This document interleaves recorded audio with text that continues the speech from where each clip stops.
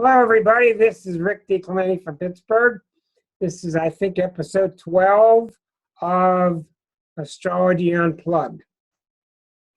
I hope you all know that your first 11 episodes are now on YouTube. You can sign up for my channel by signing up and subscribing to my name, which is my channel. Tonight's going to be a very intriguing evening, which is something that's really down my alley and something I've always enjoyed talking about, which is about transiting planets, how planets get into you, how we think we're different than the planets. I'm going to be explaining a lot of this, so you may want to take notes. The more that you know your chart, the better. But what I've been collecting over time are casual sayings that people come up with.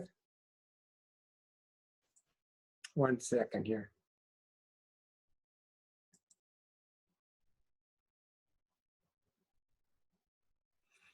Okay. Hi, Suzanne. Okay. So what I started to notice with people over the years is how casually people say these phrases. And these phrases are a big deal.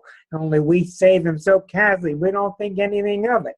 And it's a really big deal. And when you're an astrologer, you know what to listen for with people. And we hear a different world than non-astrologers do, believe me. Such as phrases like, what got into you? What's gotten into me? I'm not sure what's come over me lately. You can sense these things. These things are a very natural part of life. They match the planets exactly. They are the planetary forces, but we get all weird and we get all misunderstanding because we think that these planets are out there sending cosmic rays to it, and that's not how it works.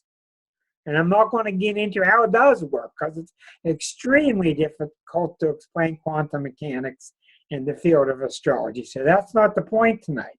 The point tonight is to show you how close you are to the universal mind, how married you are and I am to our own story. And our story's not that unique, but oh, how we love our melodrama, oh, our sickness, and our money and our job, and oh, what people think of me. And we're so wrapped up in this little cocoon that we don't really realize it when things are happening having to do with our connection. I'm going to give you a lot of examples. Other phrases. I'm coming out of my skin. I'm beside myself. People are telling you how they feel, and it's valid. Some people are using the energies right. Some people are not using the energies right. We're going to explain it. What an astrologer does is I can tell you what the energy is, when it's going to peak, when it's going to intensify, how you're using it or abusing it, and when it's going to fade. When you're just talking to your buddy and something got into you, you don't know. You can sense it. You can feel it. You can feel it coming. So tonight's very much an episode in syntax. And I think tonight, if you listen really closely, you'll learn a lot. And the unfortunate thing that pains me is I can't sit here and do each of your charts for you and tell you when all these planets are going to be hitting you. And you've had them hit you all your life. They're not going to just start in 2016. They've been hitting you since the moment you were born. You've had your dark period. You've had your confusing periods. You've had things got into you and you couldn't understand it.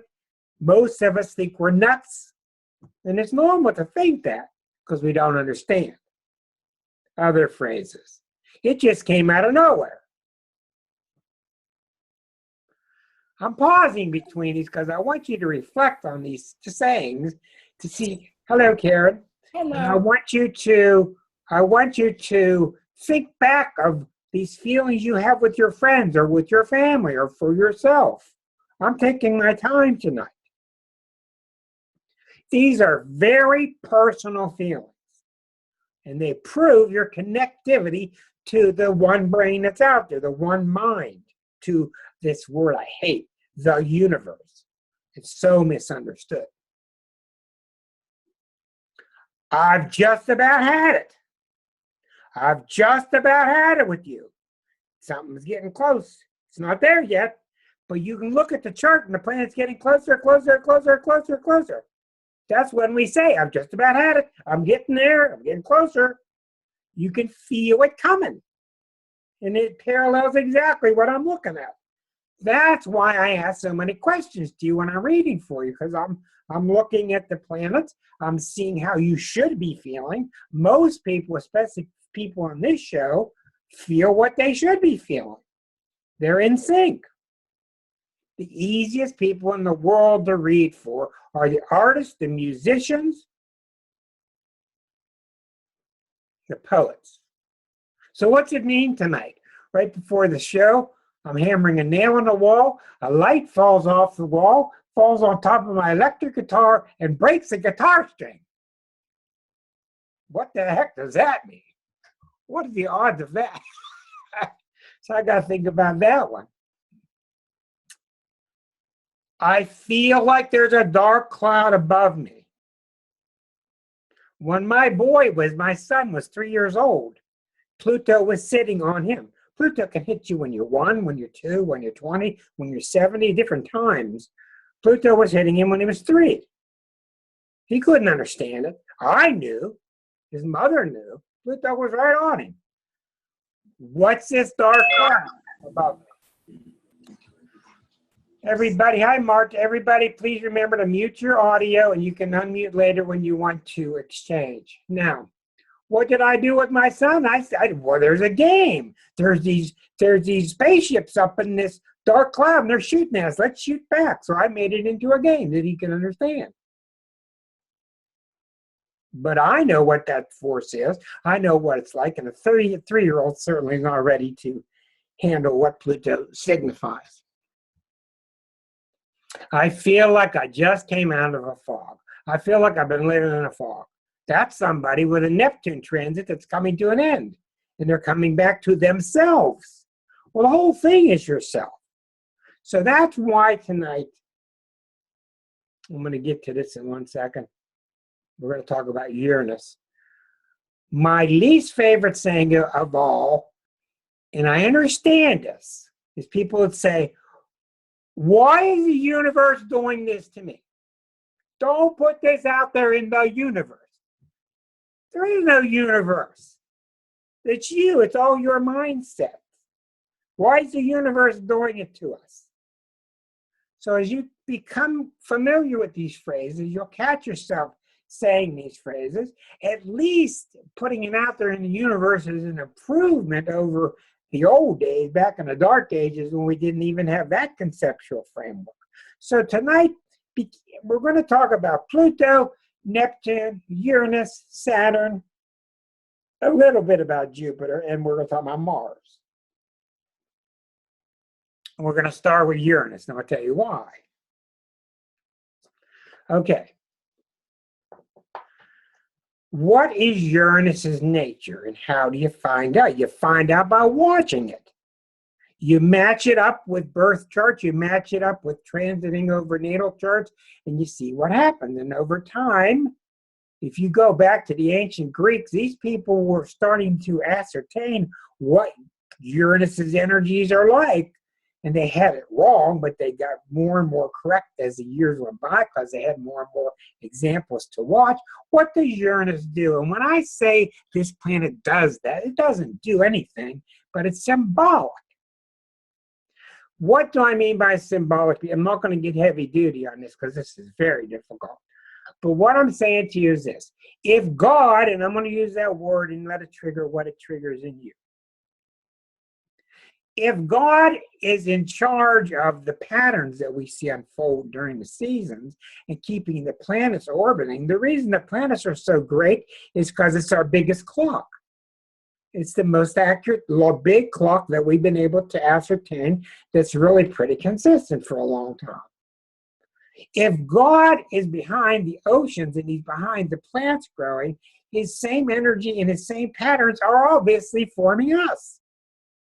You can't have nature out there but us over here. And we are really egocentric, which means we really think we're special and we really think we're separate, and we're not. What got into you?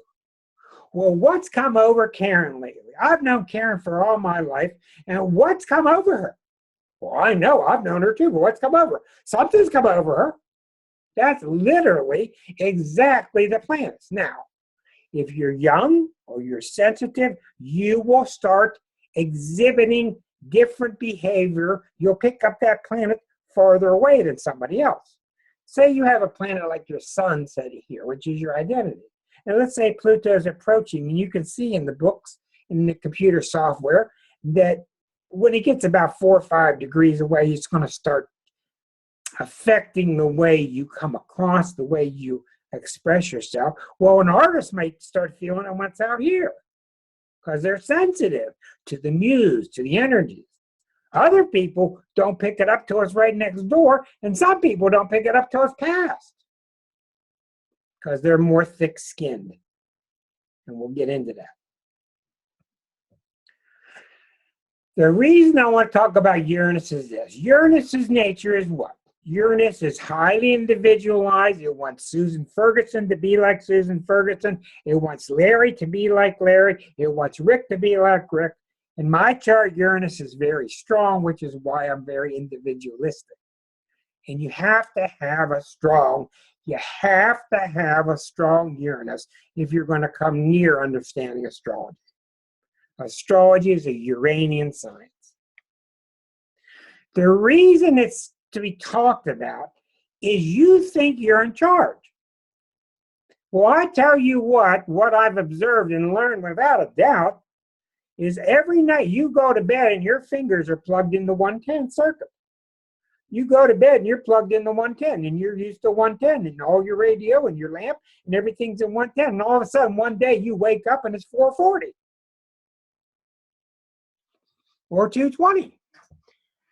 And there is nothing you can do about that. Nothing. You are not in charge of the voltage. Somehow, somewhere, somebody, God, the universe, somebody's turned the voltage up on you. Now, what you can do is shine a bigger light. You can express it or try to repress it, but what most people feel, that's why I could tell talking to people which planet's hitting them. Uranus is this tremendous cosmic force that pours through you, and it wants you to be yourself. I'm tired of suppressing. So, who has trouble with Uranus? People that hold themselves down. Well, I can't say something like that. Well, I would never do such a thing. Well, I'm used to repressing myself. These people have a really hard time. My father was very Capricornian, God rest his soul. I saw Uranus approaching him in the early 90s, and I knew he couldn't handle Uranus, because Uranus is your ability to be in touch with yourself and do what you want to do. Well, he was what he's supposed to do, rigid, controlled. Uranus hit him, he had a stroke, he had seizures, all the same day. Same day. That's how Uranus hits. Plus, it's the only planet that hits when it's mathematically exact. Always. Now, it doesn't mean Uranus will come give you a stroke or a bad, it might come give you a great victory. But my father was not in sync with Uranus. My father was out of touch with Uranian energy. He was not in touch with being able to do things that he wanted to do. He was always doing what the outer world told him to do. So the planet Uranus, on its positive side, it wants you to break free of restriction. It wants you to be yourself. It wants you to be unusual and dynamic and colorful and inventive, all these wonderful things. And on the negative side, if you have too much of it, then you're off the wall and you're disruptive and you're kind of crazy. And disruptive is the main word. And if you're not in touch with it, if it's kind of dead in your chart, then you don't have much individuality and you're kind of boring, and you are what my father experienced. You this force comes up from within, you don't understand it, and it kind of fries your circuits.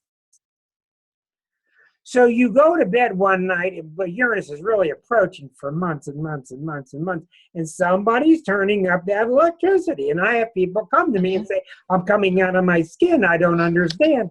But what they're really trying to tell me is what? I think I got you on the iPhone. I'm going to mute your audio. Okay. What I'm telling you is this force comes through you. You can't control it. But if you're in touch with it, you don't want to control it. If you're in touch with it, you say, well, I've had it, I'm going to go, blah. Now I'm going to give you a ridiculous example, and Uranus really does off-the-wall stuff. And this is why this example is so good. And I'm serious. June Cleaver. You all remember Leave It to Beaver. Every day she comes down the steps, and I read somewhere that every single day she wore the same pearl necklace. You know why? Because she had a tracheotomy, which is interesting. And every day Ward is sitting at that table with a little tie on. How's the beeve, honey? Imagine one day she comes down the steps and she's got a weird hat on and some shades and she's wailing on a saxophone. I'm doing this on purpose. This is a Uranus transit. Now, here, I'll explain this to you. It's not that she lost her mind and came down the stairs that day playing the saxophone. What you don't know, she's been up there practicing for 6 months with a pillow stuffed in the saxophone, and she's not been ready. And Uranus hits you exactly on the day you're ready, and that's why we come out. I'm releasing myself. I don't care anymore. I'm not going to hold it back. Now, the improper use is me to say to Liza, oh, Liza, you've been on my back, and get off my back, and why are you pressuring me, and you're always holding me down. That's projection. That's the improper way to use it.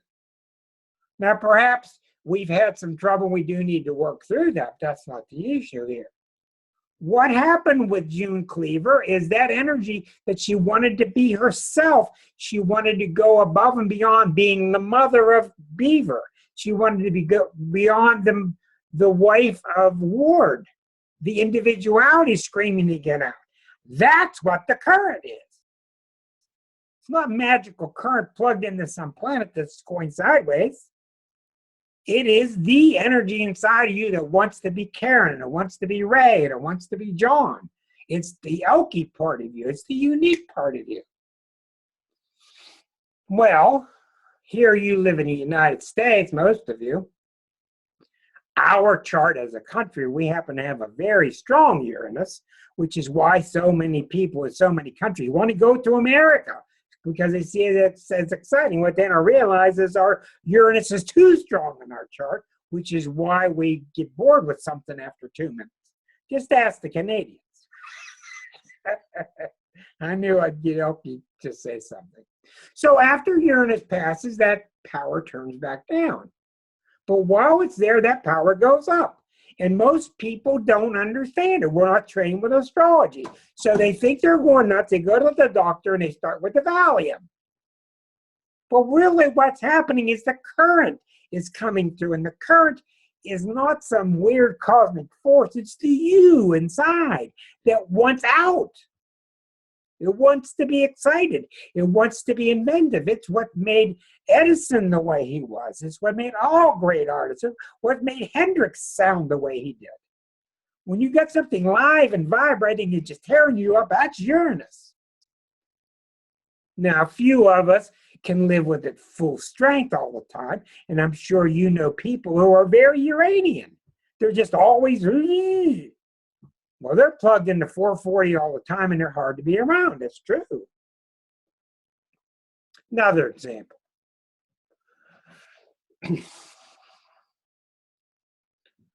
I tell you next July, you probably heard this, Karen, put up with me. I tell you next July on the 4th, so not the 5th, on the 4th, somebody's going to start playing jazz in your basement. What?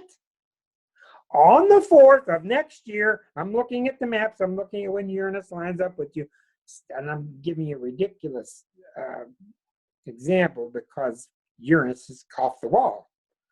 Somebody's going to start playing jazz in your basement, and the 4th of July comes along, and all of a sudden you start hearing jazz music out of your basement. Well, the astrologer can tell you that's symbolic, and it matches up with the electricity coming through that jazzy sound, snazzy. Well, there are 3 ways to react to Uranus.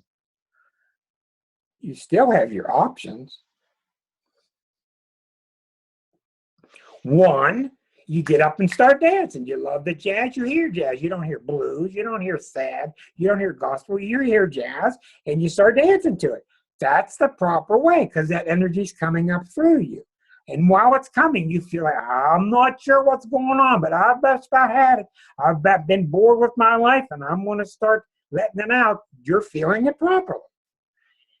2nd type of person.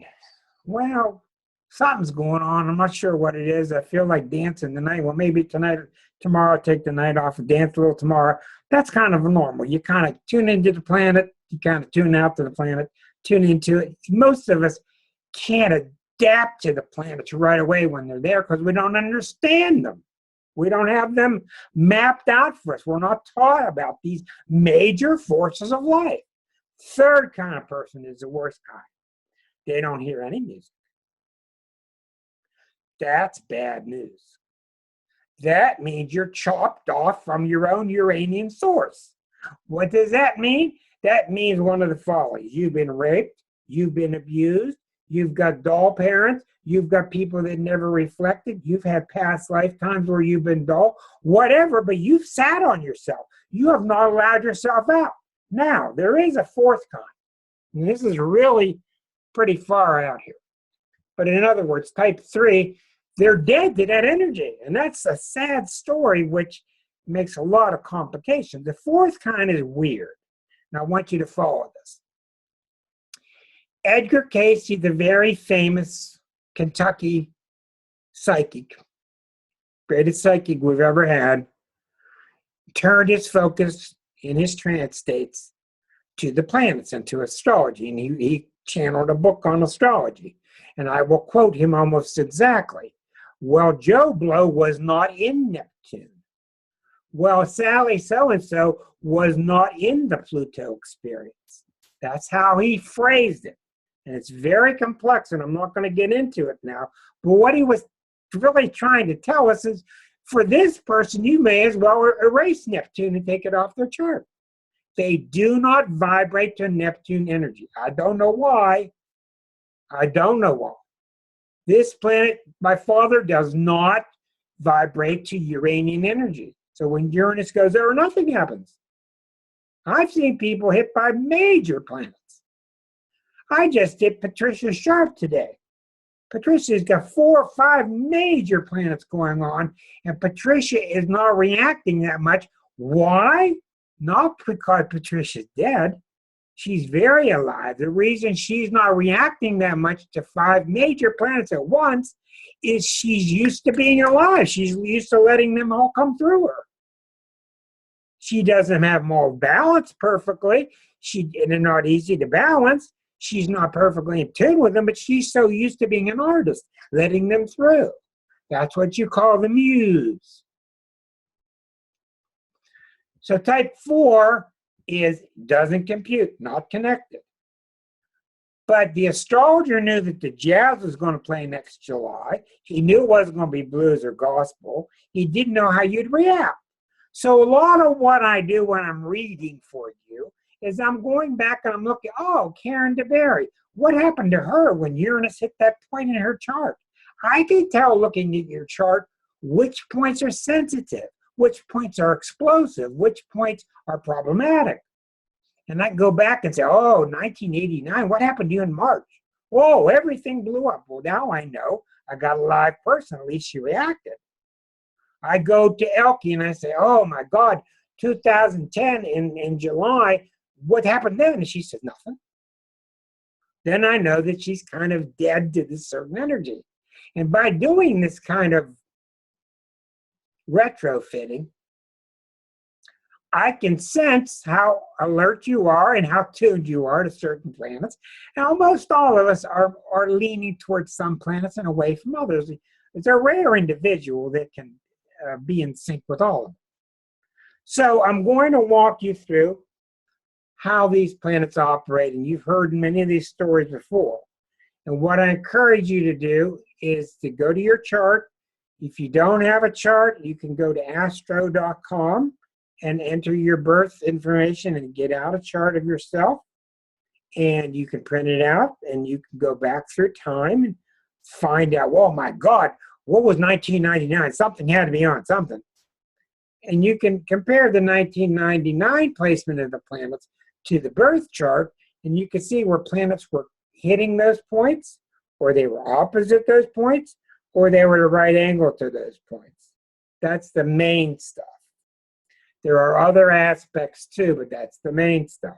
I work almost completely with conjunctions, oppositions, squares. Now, I know that I should work with many more, but my hands are so full just dealing with those. Okay, Pluto comes over you. You feel dark. You feel, I had one yesterday. Pluto was squaring the Mercury. Pluto was squaring the Mercury. And the person didn't feel like, I'm not doing enough. I don't mean enough. Pluto, Mercury, Mercury's your mind, how you think, how you write, how you read, how you talk. This person's Pluto energy was coming up at your deep, heavy passions, Pluto.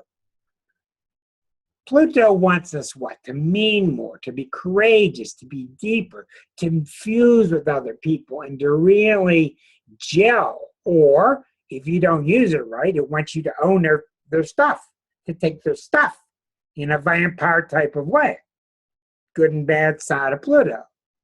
So when Pluto hits you, I've written so much about Pluto for 10 years because it's what's causing the huge changes in the country and the world and the tumbling down of so many institutions. You can't shove it down. Your passions want out. Who knows Scorpio people? Raise your hand. Raise your hand if you know Scorpio people. Come on now. I can't do all the work. Do you know what these people are like? If they don't have something to put their love into and put their passion into, you might as well kill them. These people are dead without passion, when they want it reciprocated. But what they don't realize is other people are not Scorpios. So a lot of time they expect the non-Scorpio to be Scorpionic. Pluto is intense emotional feelings. Now, if you've been living your life with intense feelings and you are healthy with that, Pluto comes by, it's not that big of a deal. One of its favorite colors is maroon, crimson, very dramatic colors, passionate colors. You're used to it.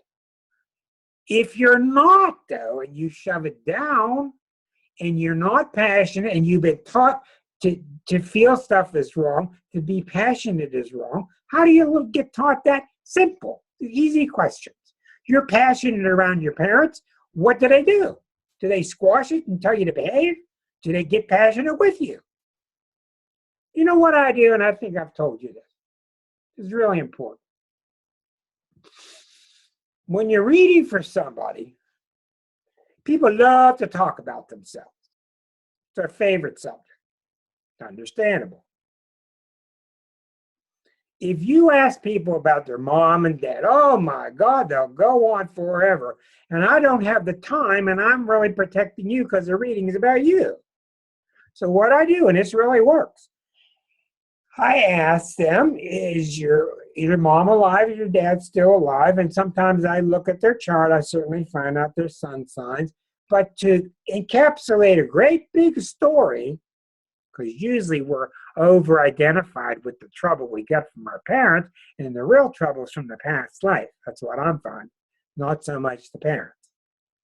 I ask them one question. And sometimes I have to say it 3 times till they can hear me. And the question is, Susan Ferguson, between the ages of 5 and 15, how did you feel when you were with your mother? Oh, my mom was this way and this way, blah, blah. My mom was that. Stop. Susan, how did you feel when you were with your mother? Well, I frustrated.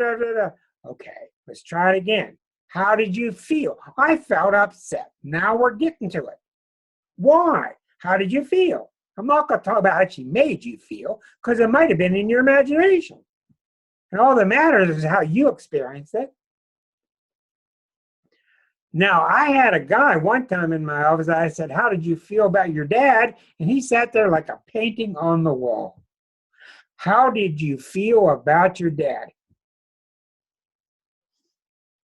It was unbelievable. And what that told me, a very sad story, was that guy was butchered. His feelings were butchered by his dad at such an early age that he had just shut his feelings off. He didn't even know he had feelings about his dad. So I took my time with him, and we worked on it, and we took our time, and he eventually came out and said, you know what? I felt terrible. I felt no matter what I did, I couldn't do right. Okay, now we're getting somewhere. We start building from there. But that one question will tell you, not I think and I understand, and boy, he had to work all the time, and you know what, they're justifying. Nope. How do you feel? Then you start getting in touch with your feelings. So when Pluto hits you, if you're comfortable with expressing your passions, you'll do pretty good with it. If you're not, it can be very tumultuous. What's happening in the American stage in terms of collective and hitting a country's chart, it's not about us being passionate. It's about us being real and being truthful. You think that this is happenstance, that we've got people in front of Indian chiefs now begging forgiveness for what we have done to them? This is guttural as you can get, digging deep to cure that sin of that Holocaust that we put upon, that genocide that we put upon the Indian people. This is Pluto healing. This is what we need to do. So we elect somebody who wants to just go boom, boom, boom with other countries. That's not the answer. Pluto means get real with somebody. That's what it means. I love you. I have trouble with you. I have a big problem with this, but I have great respect for it. But you get it out of your system and you express it. You don't play games. You go to the next commercial, next commercial, next commercial. You know what's so nuts in this country? How we have accepted. You'll watch this absolutely tear-jerking scene on TV. Remember in the old days? You would fade to black for a half a second, then fade to the next scene half a second. But boy, they could make a lot of money in that second. Now you'll cut from some little kid, some orphan suffering somewhere, right to somebody advertising for Target. It's just insane. Not even that 1 second to take a breather. And we've accepted it as normal. Okay, somebody's coming through live. I will mute this audio. Okay. So, when Pluto comes over you, what happens is the deep parts of you just have had it. They just don't want to hear it. They want out. It's very common. People start unfriending others. It's very common that they start unfriending people where it's not been 50-50. People who are unbalanced, it can get really pretty ugly because they can really bring out their dark side. Pluto is very much representative of our shadow side. But it also can be absolutely wonderful and a rebirth because you've had it with yourself. And that's why I've told you for weeks now, and this is not a joke, the number one thing I look for is, have you been cleaning out your basement? It's unbelievable. I mean, in the basement, in the dirt, with boxes and a broom, and you're dirty. You would not believe how many people are in their basement cleaning it out because it's symbolic, and it's a very good sign. It means you've had it. You all know the feeling of going down through the years to your basement, and you go through the clutter and you get what you need and you fight through the cobwebs, go back upstairs. And you go down a couple of months later, and eventually it gets to a point where that doesn't work anymore. You need sweeping changes. Everything out of the basement. That's what the United States is going through now, because Pluto is hitting us geometrically so directly. That's why it's all coming out so fast. And that's what we're a Cancer country. We want to turn it off. We don't want this one to go to end, Rick, and let's go back to mom and pop and the father knows best, and let's go back where it's nice and safe and nobody messes with us, and then pull the jets right out of the building. Let's pull the jets right out of the 911. Never happened. It did happen. So, when there's something that came over you, what it was is the deeper parts of you can't be repressed anymore. Even the lighthearted Geminis, the lighthearted Sagittarius, the lighthearted Aries people. Do you all know, shake your head for me, if you've had this experience, or you know people around you that have this feeling around you? And it's very common. No, the light bulb doesn't change and break my guitar string. That was something else. It's very common. Your plumbing breaks. The sewage backs up into your house. You drop your iPhone in the toilet. You drop your toothbrush in the toilet. These things are very common. I'm sorry I don't have the time to get to the chats. I'll get to them when I get a minute. So this whole theme of regurgitation, and this is why Liza was so accurate. Liza and I, we first met, I said, would you help me write this Pluto article of 2005? Pluto's coming into abeyance here. It's coming in strong. I need your help as an archetypal astrologer. We put our heads together in 2005, and she saw things I didn't, of course, and she said, you're going to see earthquakes, issues with the Gulf Stream and oil spills and the plate tectonics and the volcanic activity. This is symbolic. So what it means in a society is you either let those deeper parts out, you admit them, and the wonderful German people, what do? What did we just see in a recent movie? The intelligent, bright German people put their kids in grade school and they talk about what happened during the Holocaust. They showed them what happened. They showed them, more importantly, what kind of propaganda got into your heads. Why did you think this? What brought about the brown shirts? That's healing. You're bringing it up. What's happening in America is half the country is ready to do this. The other half wants to go back to sleep. Normal. Okay. So when Pluto comes over you, it's very common you have this dark feeling, this heavy feeling, and you don't go to a doctor to stop the feeling. Many people go to psychologists to work through it. But what's happening is things from your past keep resurfacing. This whole theme of resurfacing comes because it's coming up to be healed. Why? Because you may not know this. You may think Pluto's the bad guy, but he's really, or she, is really a good guy. Pluto knows that eventually you're not going anywhere till we deal with this issue.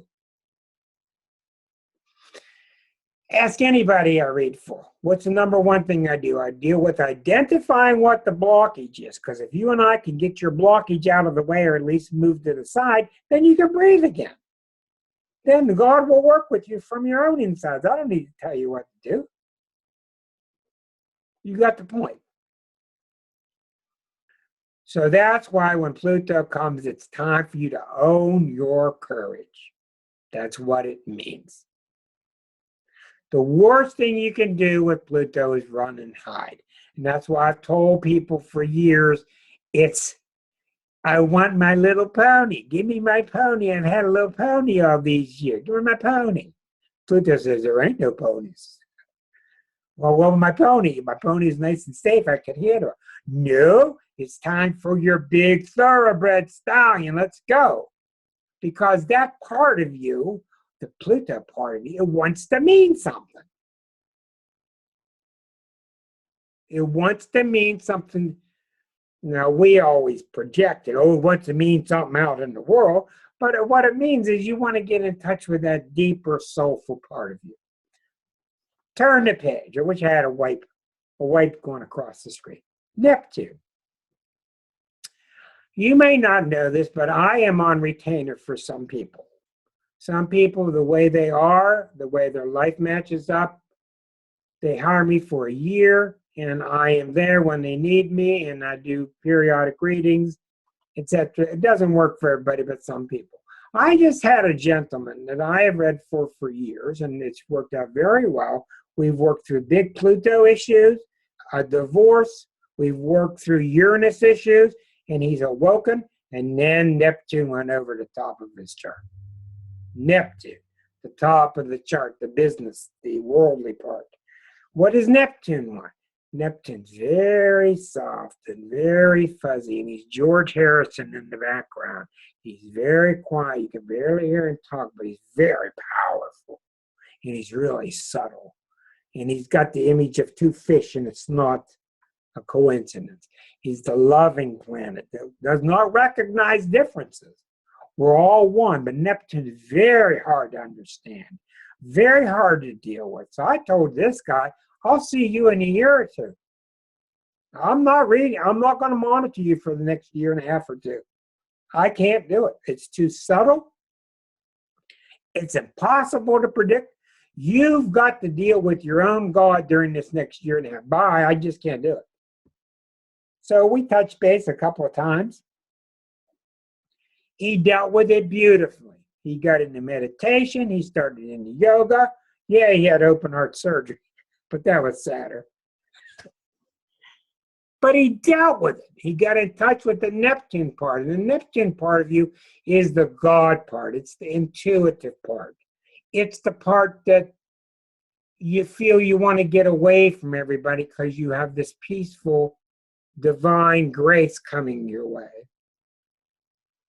And I knew that if I got involved, I would give him concepts that would hurt him.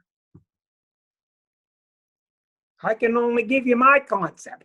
I don't want it in the way. He needs to go through his own concepts. He worked heavily with cards, tarot cards, different kind of angel cards. He worked through it beautifully. And just recently we said hello again. Neptune has passed by enough. Let's shake hands, let's review, and we're picking up where that left off. So when Neptune comes across, it's very common you feel confused, you feel like you're losing your mind. There is no planet that makes you feel like you're losing your mind like Neptune. And the reason why is you are losing your mind.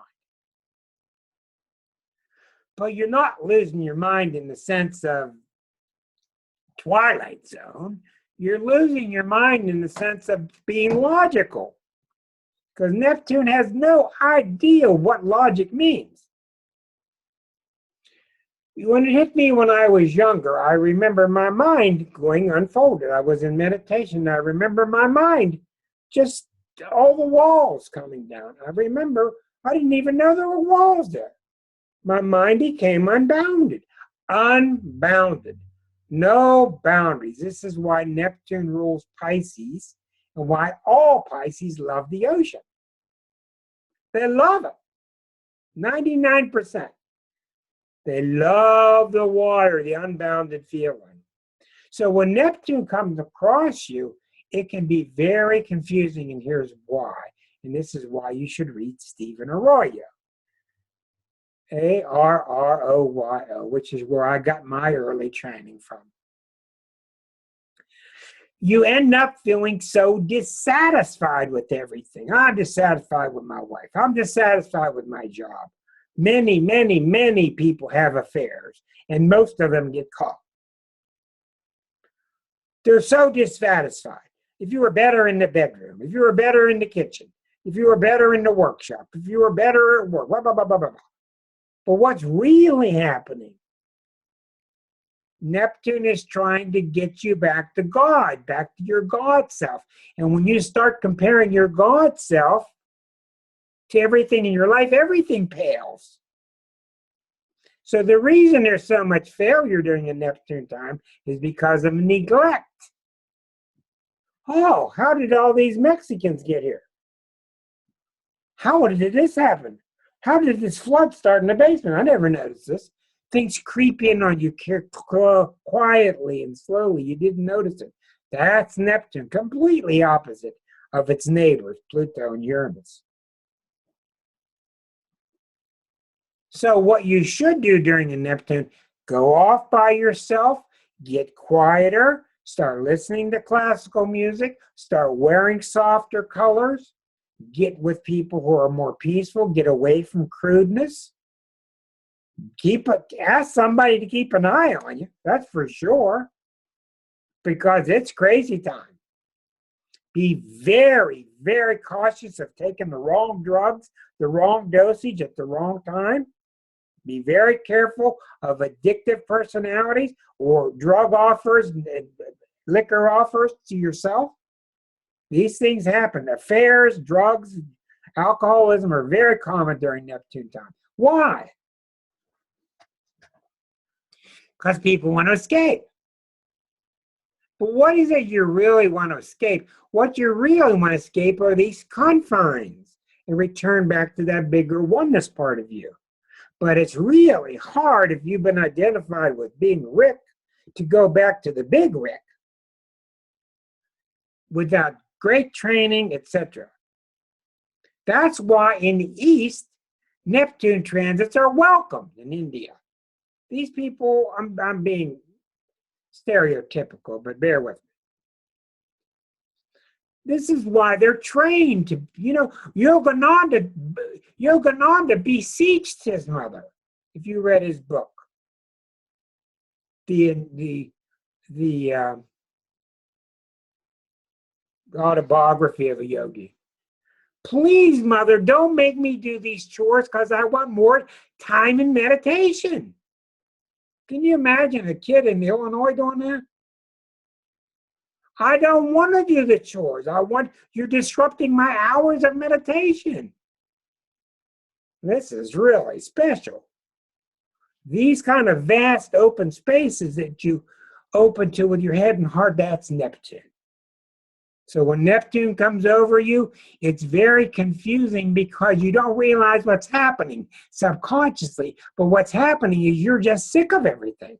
You're just seeing everything around you as unsatisfactory. That's what's happening. Because it is not satisfying. What is it the Bible says in the Course? The Course says, nothing in this world holds my interest. There's nothing in the world for me.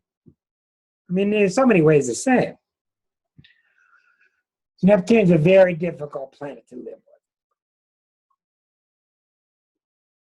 Having Neptune very strong in your birth chart is a different story. And most of the people I see on the screen have a very strong Neptune in the birth chart because I've done most of your charts, and that's what keeps you open to such things beyond the norm. So Pluto intensifies you, Neptune spiritualizes you. Tough planet to handle, tough. We've already talked about Uranus. Uranus is the shocker, the electric bolt that wants you to come to life. So you've already got the three main planets, and these are the three main planets. And if you see exceptional people doing exceptional things in the world, like Da Vinci and like Ali and like whoever the big famous people are, almost always is because they've got strong connections to at least two of those three. In their birth chart, they've got strong connectivity from their natal Venus and Mars and the Sun and Moon directly to Pluto, Neptune, or Uranus. If they're connected to power, what do you think Bruce Lee had? 5 planets in Scorpio square to Pluto. You don't want one of Bruce Lee's punches. What do you weigh, 130 pounds? Most intense chart I've ever seen, ever. 5 planets in Scorpio. Power, Pluto. Power, Joseph Stalin. Different kind of power. Neptune, beauty. What do you think made these adjectives flow from people's mouths when they tried to describe Audrey Hepburn?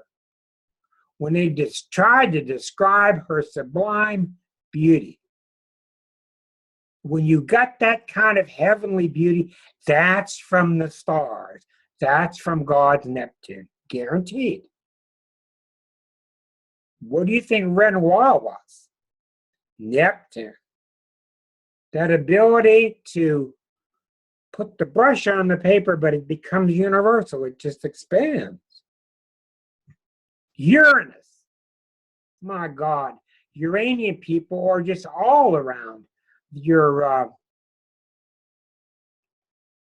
heads of Apple, your great inventors throughout time, your people with phenomenal quick wit like Jim Carrey, Robin Williams.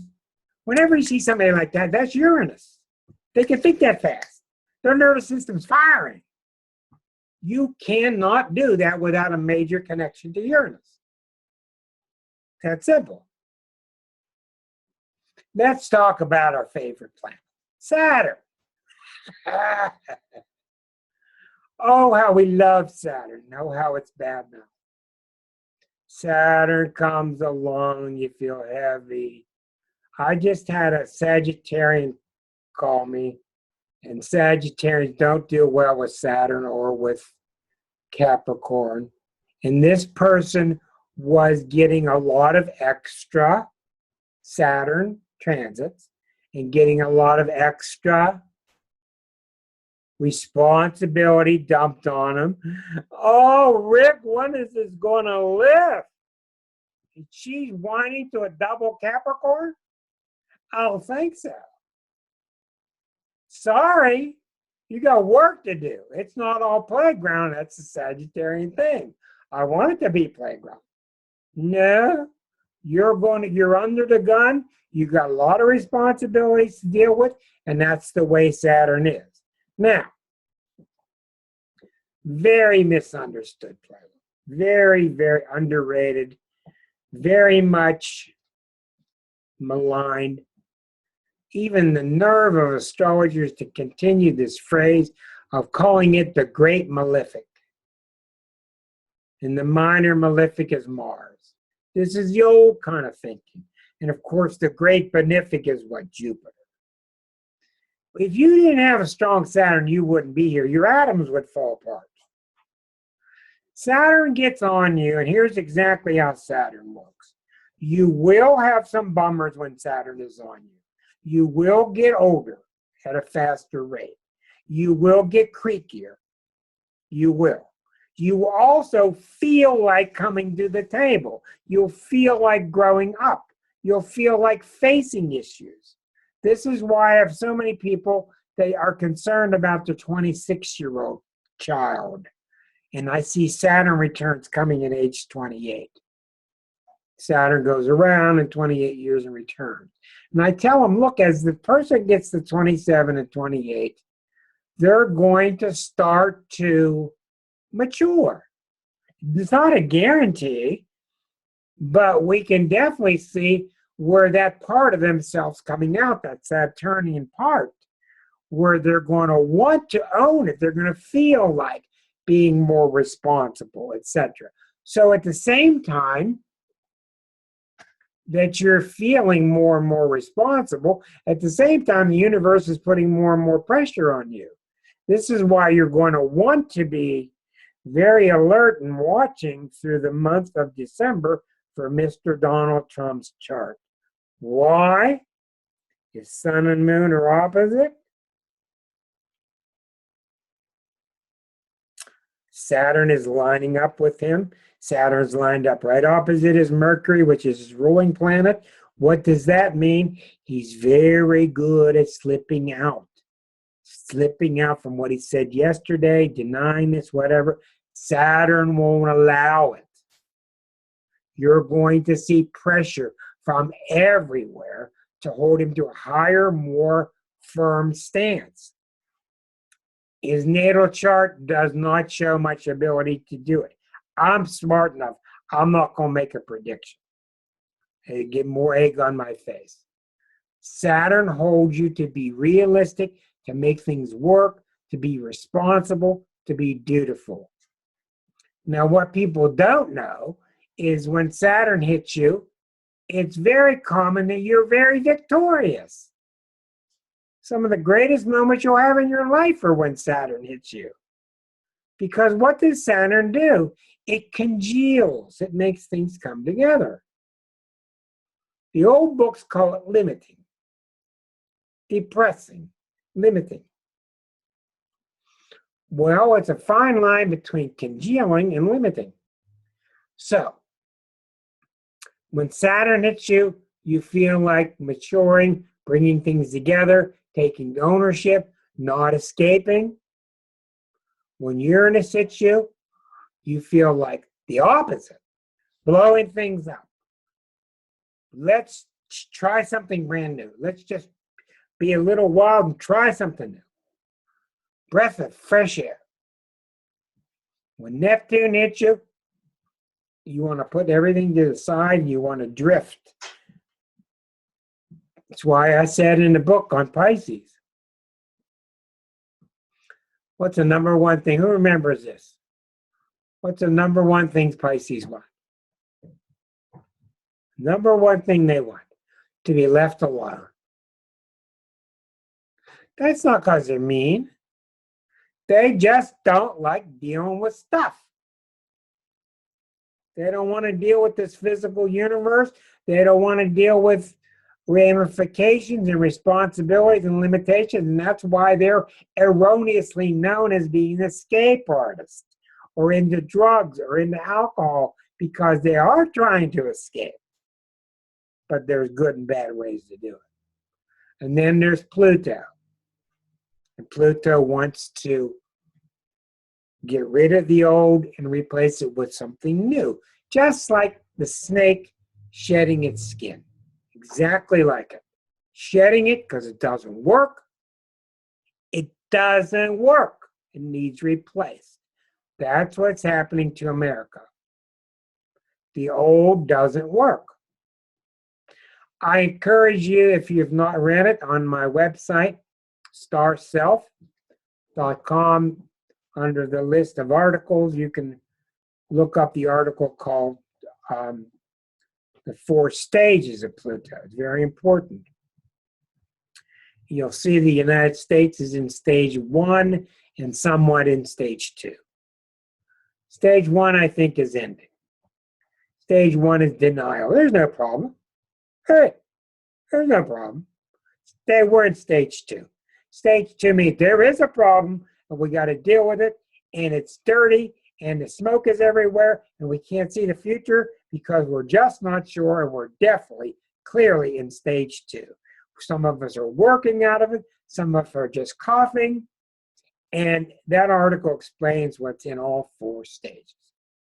So, now, let's deal a little bit with Jupiter and Mars. I'm pretty much on time. I'm trying to do what I can to get you to wake up. And we'll deal with Jupiter and Mars. I'm the only one here that can't go to sleep. By the way, these things are edited. These episodes are edited and they're put on YouTube on my channel by the next day. I apologize to those of you who've watched some. I've had some technical difficulties with the software on some of the images in the last few weeks, but that should be correct now. Jupiter. Oh, the good guy Jupiter. It's just great all the time. Good luck. Come on. Should I play the lottery? Sure. You're going to win, too. It's so overblown. It's a marvelous planet. Why is it marvelous? I'll tell you the exact reason why it's marvelous. You've all played board games, and you've all had those dice in your hand, you know, and you're really in trouble, and you're in the corner, and you got that dice, and you can feel it. If you're going to roll that number that you need, you can feel it. That's Jupiter. Period. It's that sense of goodness, that sense of happiness, that sense of joy, that sense of knowing, that sense of benevolence, that it's going to work out, and you roll that 12 and there it is. That's Jupiter. Now, when Jupiter hits you, according to Arroyo, and he's pretty much right on this, I think a little bit off sometimes, he says Jupiter pretty much hits you a month before it's exact and a month afterward. That's pretty much right. But what Jupiter does is Jupiter opens doorways for you. Jupiter doesn't understand restrictions. It wants you to grow in a happy, snazzy way, very carefree. Let's just go have some fun. Let's enjoy ourselves, which is why Jupiter can't stand Saturn. Saturn is really the opposite. So when Jupiter hits you, it's very important that what I tell clients, let's say Jupiter's hitting you in 2 weeks, during these next 2 weeks, go shake hands, go get business cards, go make phone calls, go put out your job application. You take a little effort, and I will guarantee it. I will sign it. You will have so many opportunities come land in your lap when Jupiter hits that you won't even believe it's real. Like, my God, how'd that happen? Just so simple. I was on a high school junior achievement, and we happened to have a radio show, and we did a little radio program in the 60s. And I waited till Jupiter came back around. I waited till Jupiter came back around to the same spot. And on that day, I walked into the radio station and said, "Hi, I used to be on your show. I'm an astrologer and I would like my own show, please." And they said, "Okay." That was it. I had my own radio show. Small little desperate radio show. But I did, and that's where I cut my teeth. But the point is, Jupiter does open doors for you. The misunderstanding is maybe that door you don't want to walk through. It makes it so easy. Sometimes maybe you want to check things out a little bit, which is not a Sagittarian thing. But it does open up opportunities, and things land in your lap. And you get good feelings about yourself. You feel encouraged, well-being, etc. Jupiter usually brings goodness to what it touches. The problem with Jupiter, and it's been the most destructive planet in my life by far, personally, but the good thing about Jupiter is it expands what it touches. It brings goodwill to what it touches. That's one of the reasons Jupiter has such a great reputation, is because it's kind of like getting paid back for all your good karma. It's well-meaning, it's happy, it's positive, etc. Now, the fun guy, and you can ask my students, and there's a couple on here at the moment, the one I carve into their forehead. And they still don't do it. A lot of them do. They're getting better. But I really emphasize strongly. John says Mars. I got it in his forehead. Always watch Mars. Mars is the butt kicker. Thank you, John. Mars is the instigator.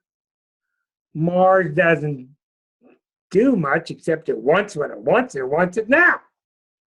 That's it. Of course. Mars wants action. You remember that lady? Where's the beef? Where's the beef? That Coke commercial? That is Mars. Where's the beef? Real blunt. But the problem with Mars is it's a trigger, and it triggers the other guys. And that's where it's really dangerous. All right.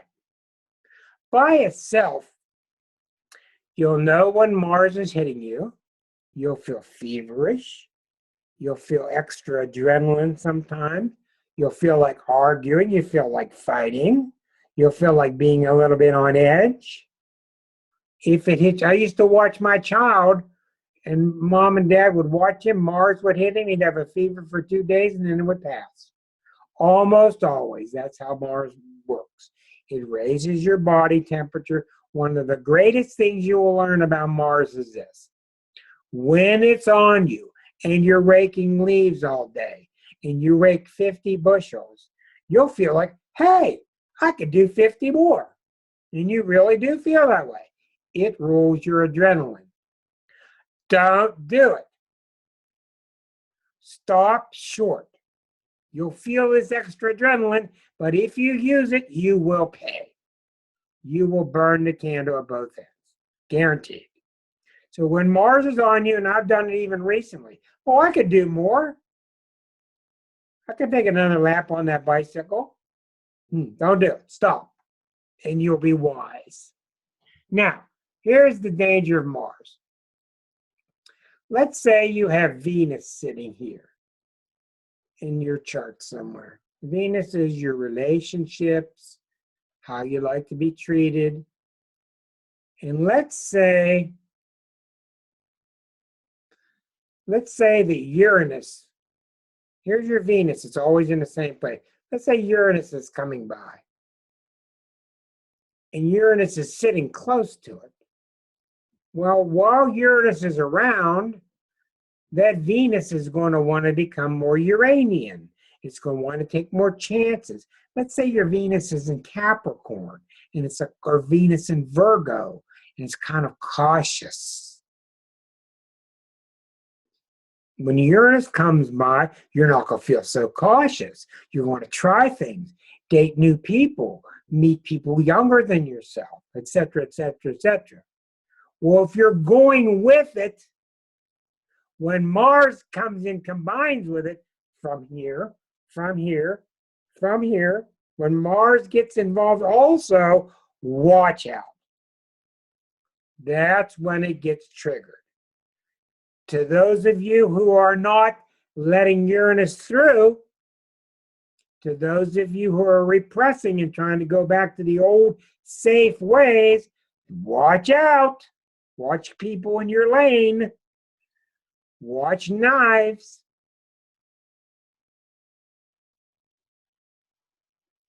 It's the trigger.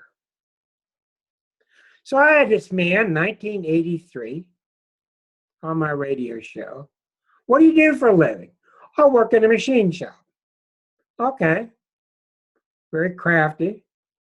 I saw Mars coming up. I can't remember now. Hitting Uranus or something, and I gave him the day. I told him 3 months ahead of time. I said, 3 months from now, mark this date on your calendar. I said, I want you to be careful on that day or these 2 days. Careful driving. Don't start fights with people. Be careful around cutting instruments. He goes to work that day and forgets about it. 3 months later. He gets to work and he remembers, oh, this is that day. And he remembers. Puts his hard hat on. He's kind of careful that day. In the middle of the day, one man's on a metal lathe. A piece of hot metal flies across the room and goes into his ear. Same day. Lost hearing in that ear. Even though I told him and even though he was ready. So what do you say about that? Could it have been worse if he weren't warned? Could it have gone in his eye? I don't know. So the secret with Mars is these guys aren't bad guys. The secret is this. When a major planet is sitting on a natal planet, it means you want to do something to that part of yourself. If your Venus has been, Venus in Capricorn, I'll sit here in the corner while people dance. You guys can dance. I don't need to dance. I don't need to drink. No, I'll just be careful over here. And Uranus comes by, and you should be feeling like bringing your saxophone down the steps. You should be feeling like, let's try it. Let me try dating somebody. Let's try opening my doors a little bit. Let's try being a little more carefree, open. If you try, when Mars comes by, it won't be so bad. If you don't try and you're stuffing it, when Mars comes by, Mars is a part of you that doesn't want to hear no. And it's going to puncture you somehow. Something's going to get punctured. You all know what I mean. And I'm going to do it right now. We've got time left. I'm going to turn the recording off. We're going to have questions and answers. because I'm sure you all have your different issues. And to the YouTube people, thank you for tuning in, and join us every Thursday night at 8. And